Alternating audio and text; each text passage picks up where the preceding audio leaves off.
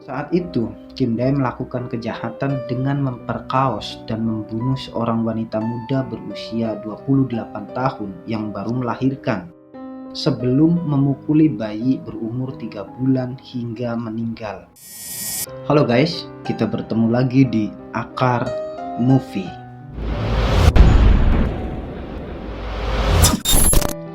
Pembunuhan termasuk hal yang mengerikan, apalagi jika sebuah kasus pembunuhan itu memakan korban jiwa lebih dari satu orang, dan rentan waktu dari korban ke korban yang lain itu hanya 55 hari. Seperti yang dilakukan oleh seorang psikopat yang akan kita bahas kali ini di Akar Story.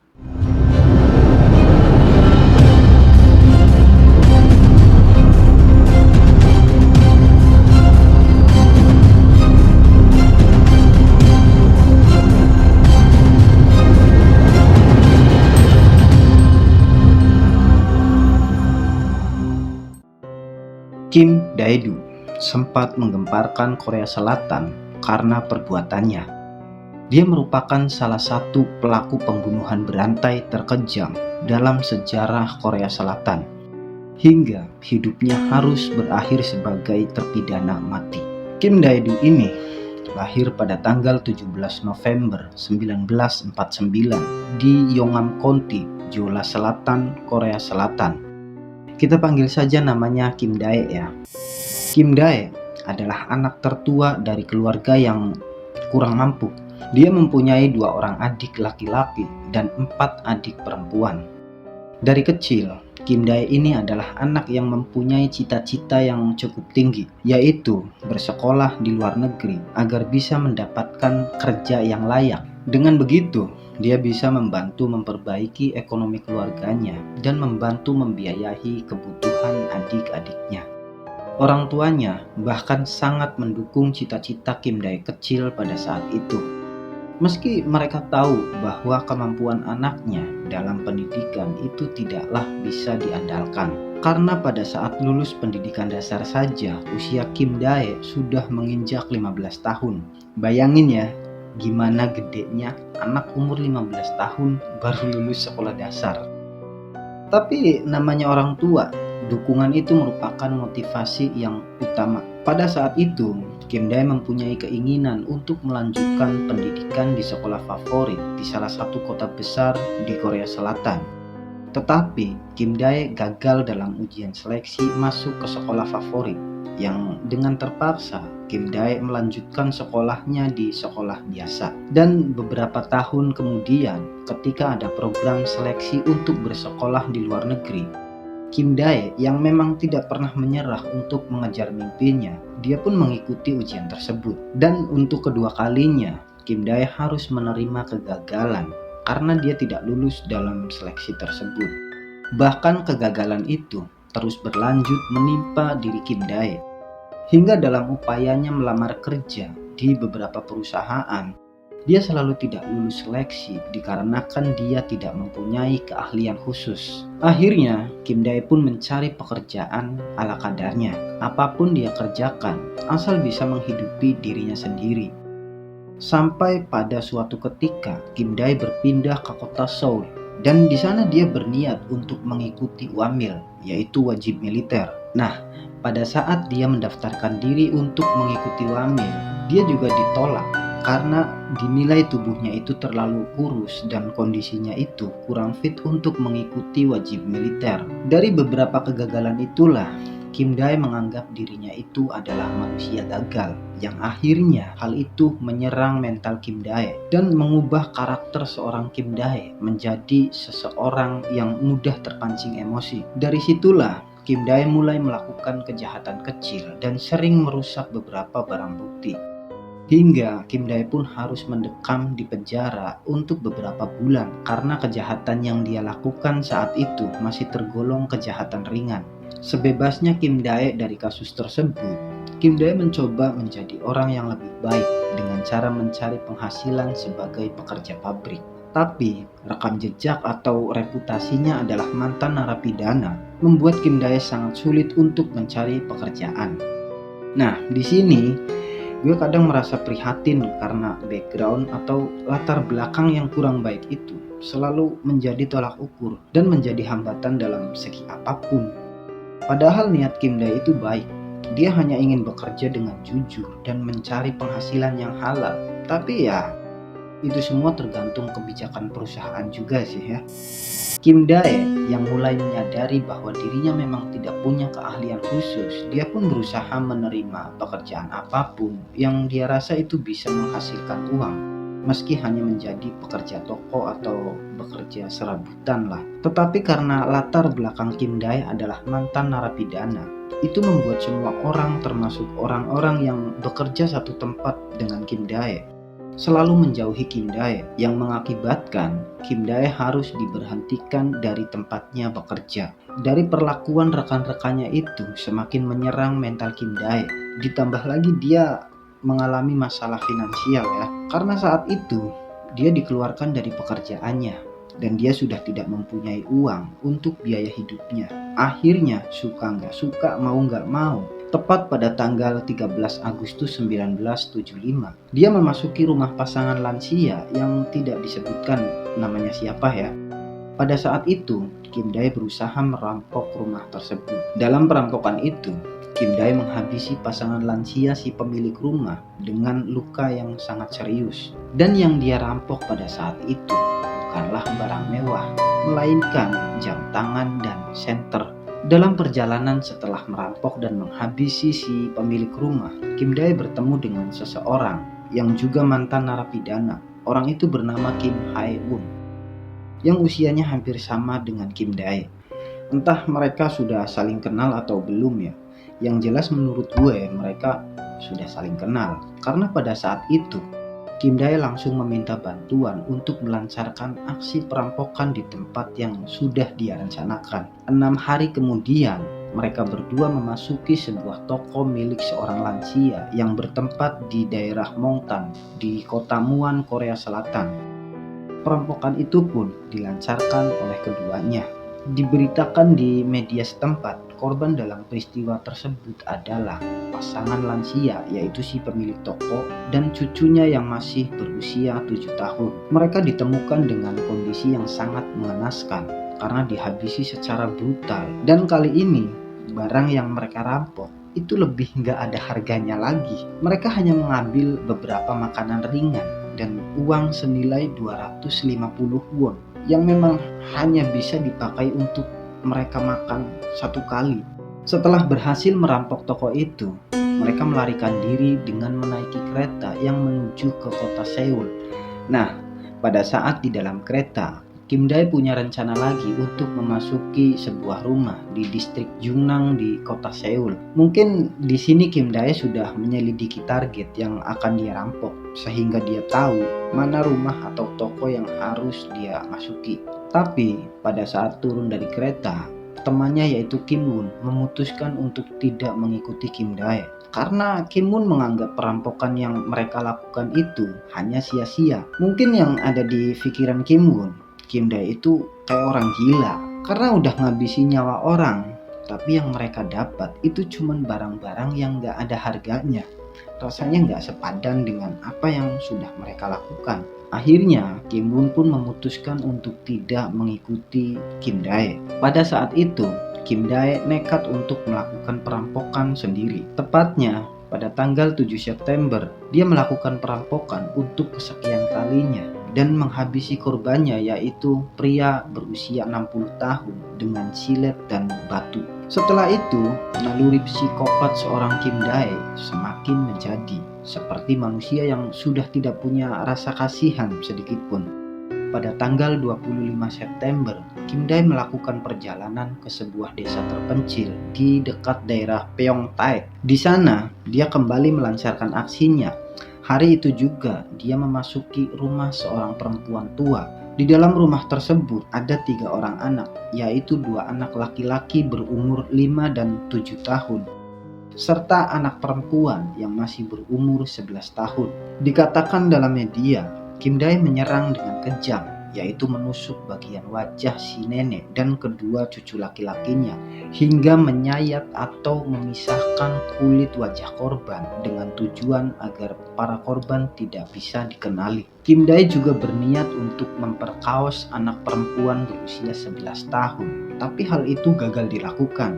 Setelah itu, Kim Dae menyeret anak perempuan tersebut dan mengikat wajahnya dengan furoshiki atau kain pembungkus makanan di sebuah pohon sampai tak bisa bernafas, dan akhirnya si anak perempuan itu pun tewas. Dalam perampokan ini yang didapat Kim Dae adalah uang sejumlah 1.500 won dan 15 ikat cabe. Di sini gue mikir keras ya, kok bisa dia cuman ngambil 15 ikat cabe? Kalau uang meskipun nilainya 1.500 won itu emang kecil, tapi ya pantas kalau orang rampok ngambilnya uang. 15 ikat cabe itu buat apa? Ini gue rasa motif utama dia itu bukan merampok ya.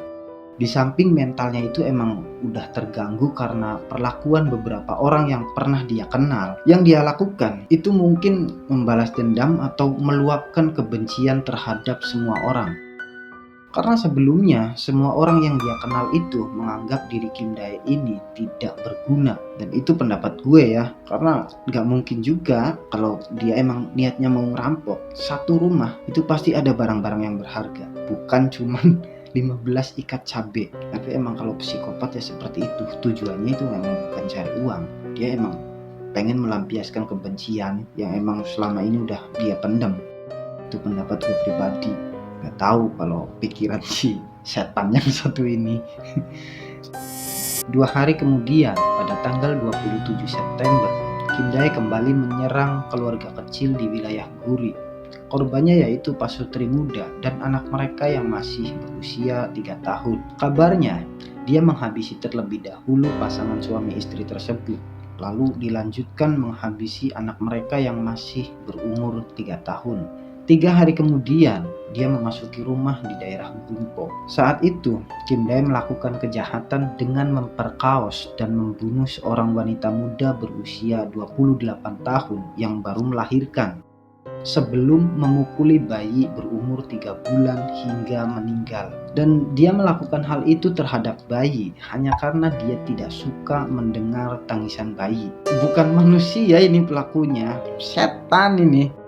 Bayangin loh, bayi berumur 3 bulan dia habisi dengan cara dipukul. Ini terlalu kejam jadi orang seperti ini. Oke, kita lanjutlah biar cepat selesai karena jujur gue gak kuat bahasnya sumpah. Pada tanggal 2 Oktober, Kim Dae kembali melakukan pembunuhan sepasang anak muda yang baru saja menikah di daerah Suwon. Pada saat itu, Kim Dae membunuh suaminya terlebih dahulu di dalam rumah. Setelah itu, dia menyeret istrinya dan mengikat di salah satu pohon di depan rumah tersebut hingga tewas. Sehari kemudian, Kim Dae mencoba membunuh seorang caddy yang bekerja di lapangan golf. Untungnya orang itu berhasil selamat dari serangan Kim Dae, dan orang itu pun langsung melaporkan kejadian yang dia alami ke pihak kepolisian.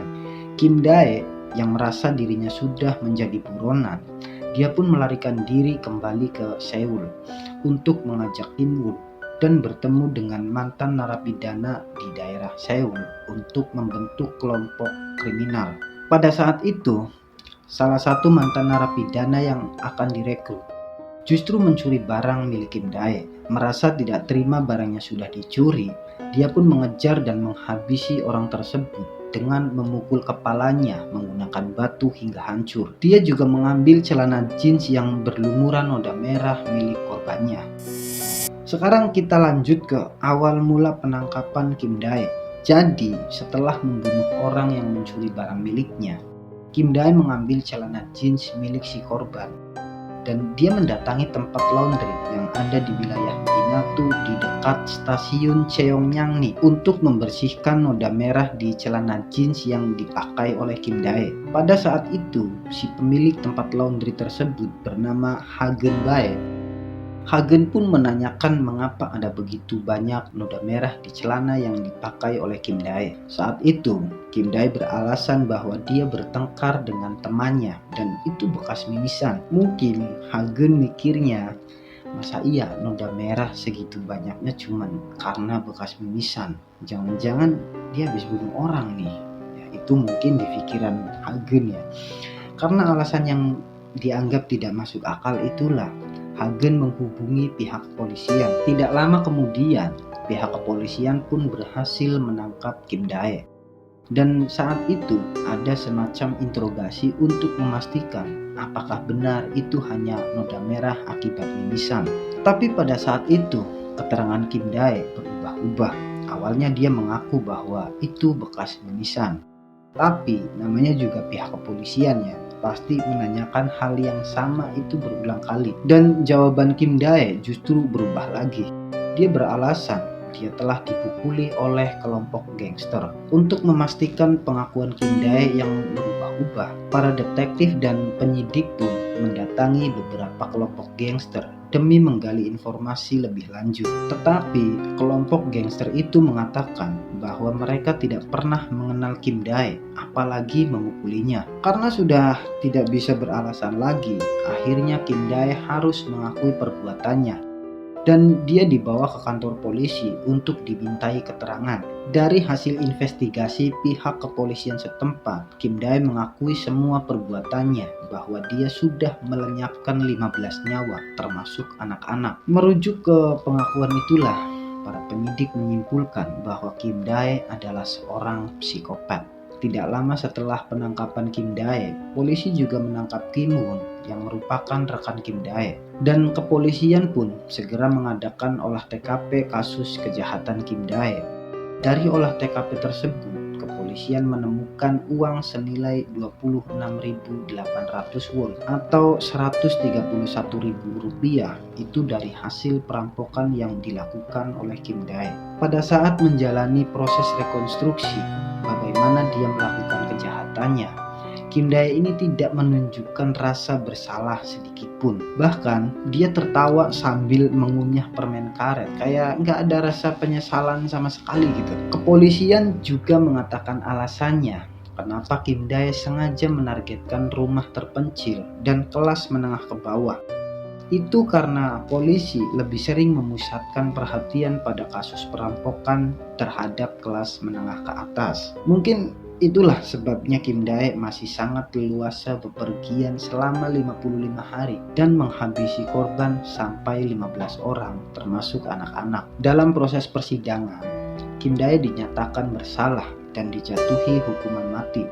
Sementara Kim Won itu mendapatkan keringanan hukuman hanya seumur hidup, mengingat Kim Won hanya bertindak dalam satu kasus dan dia telah dipaksa oleh Kim Dae. Di masa menunggu eksekusi hukuman matinya, Kim Dae bertobat setelah menghadiri kebaktian gereja dan Kim Dae pun sangat menyesali perbuatannya. Sebelum dieksekusi, Kim Dae menuliskan surat wasiat yang meminta sistem peradilan memisahkan pelaku kejahatan ringan dan pelaku residivis, sehingga pelaku kejahatan baru tidak belajar bagaimana melakukan kejahatan lebih lanjut. Mungkin maksudnya ketika kejahatan ringan dipisahkan dengan residivis, itu agar ketika pelaku kejahatan ringan sudah bebas dari hukuman, masyarakat luas bisa menganggap pelaku kejahatan ringan itu tidak harus dijauhi dan masih bisa diterima untuk berubah menjadi lebih baik. Mungkin karena pengalaman Kim Dae selalu dijauhi hanya karena dia mantan narapidana kejahatan ringan, masyarakat memandang dia sebelah mata. Hingga hal itu berdampak pada kehidupan Kim Dae. Salah satunya, dia susah untuk mendapatkan pekerjaan. Tidak sedikit juga orang yang menjauhinya dan membuat mental Kim Dae cukup terganggu. Tepat pada tanggal 28 September 1976, Kim Dae dieksekusi dengan cara digantung di penjara Seodaemon di kota Seoul.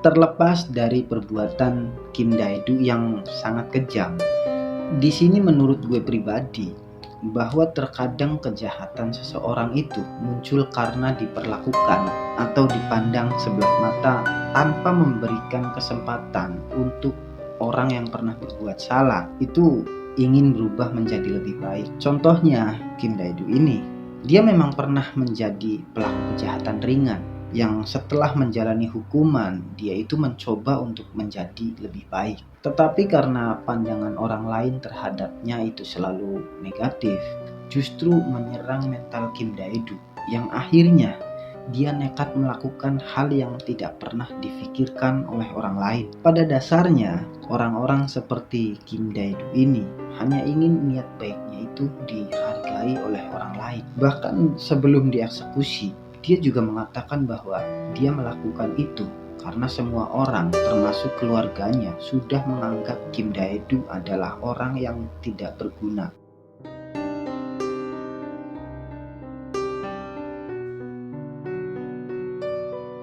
Itu saja sedikit informasi tentang kasus pembunuhan berantai yang ada di Korea Selatan.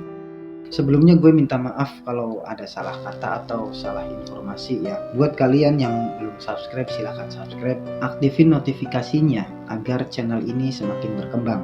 Gue Jebrau dan sampai jumpa di video selanjutnya.